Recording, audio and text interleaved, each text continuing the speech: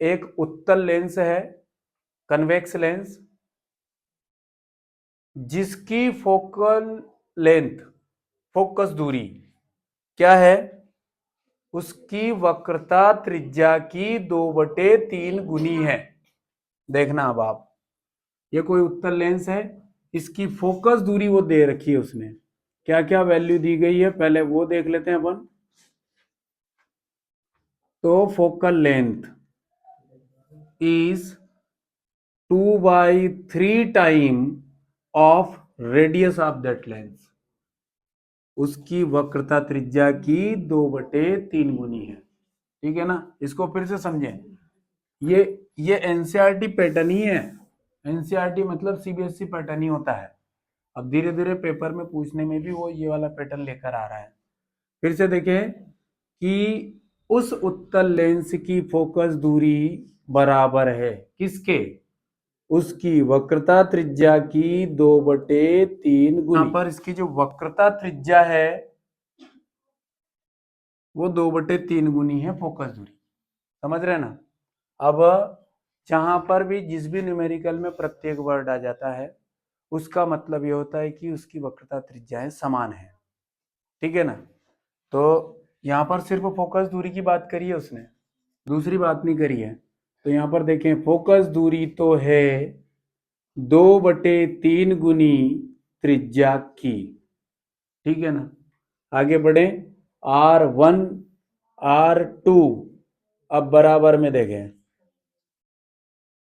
उत्तल लेंस के लिए, कन्वेक्स के लिए R1 जो होता है वो धनात्मक होता है और प्रत्येक का मतलब बराबर यानी कि R, तो इधर वाले की भी R रहेगी, ये भी R, परंतु क्या हो जाएगा, फार्मूला कौन सा लगेगा, वही वाला, कौन सा, लेंस निर्माता सूत्र, लेंस मेकर फार्मूला लगेगा।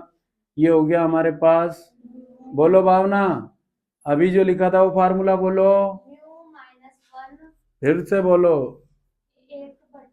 हाँ हाँ, धन्यवाद। ठीक है, सवाल करने का उद्देश्य एक ही नहीं होता है कि आंसर लेकर आ गए आप, सवाल करने का उद्देश्य क्या है, फार्मूले याद होना, चिन्ह परिपाटी सबसे इंपॉर्टेंट, चिन्ह परिपाटी लगा रहे हैं आप, इसमें वैल्यू पुट करेंगे और क्या, तो वैल्यू पुट करेंगे तो 1 में कौन हो गया, एफ हो गया। ठीक है ना, यहाँ पर μ-1, तो म्यू का वैल्यू तो आपको निकालना है रिफ्रैक्टिव इंडेक्स का।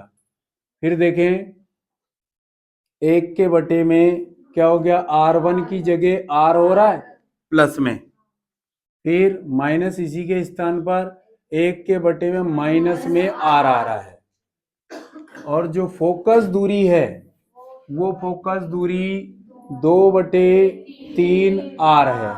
इसको हल करना है आपको। अब 3 नंबर में ये सवाल आ जाए तो 3 लाइन भी नहीं है, कौन सी, एक लाइन, अरे एक ही तो है, वैल्यू तो रखी, आपने क्या किया बताओ, ये कुछ नहीं किया, ये कुछ नहीं किया, ये तो होता ही है, आपने तो यही किया है ना।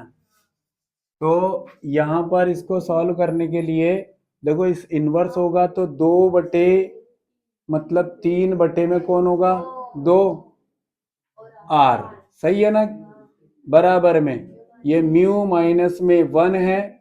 और इसको सॉल्व कीजिए आप, एक सवाल को हल करने में अगर 1 घंटा लगता है समझने में तो 1 घंटा दीजिए उसको, पर सवाल मास्टर की होती है इनको सीखने के लिए।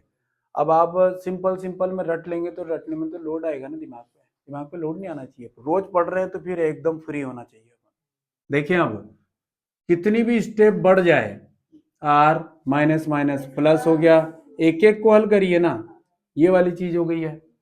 फिर देखें अपन अगर आगे बढ़ते हैं तो ये μ-1 यहीं पर, और यहाँ आ जाता है लघुत्तम R, तो 1 और 1 कितना हो जाता है, 2, ये मल्टीप्लाई में इधर वाला हल हो गया, इधर 3 में 2 R आता है।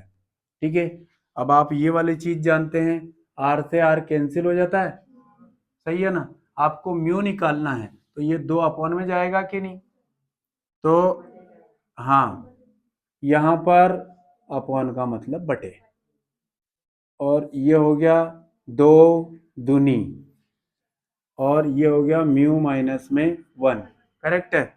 अब ये एक वाला उधर लेकर जाओ, प्लस, हाँ प्लस, तो ये प्लस 1 और बराबर में कौन हो गया भैया, ठीक है। अब इसके अपॉन में कोई नहीं है, लघुत्तम भी लेकर सीख लो। अब ये आखिरी है, आज लघुत्तम नहीं सिखाएंगे भैया, ठीक है।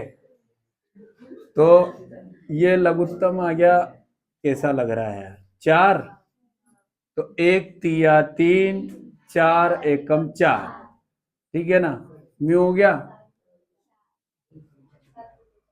7/4 होगा, तो ये 7/4 बराबर म्यू आया।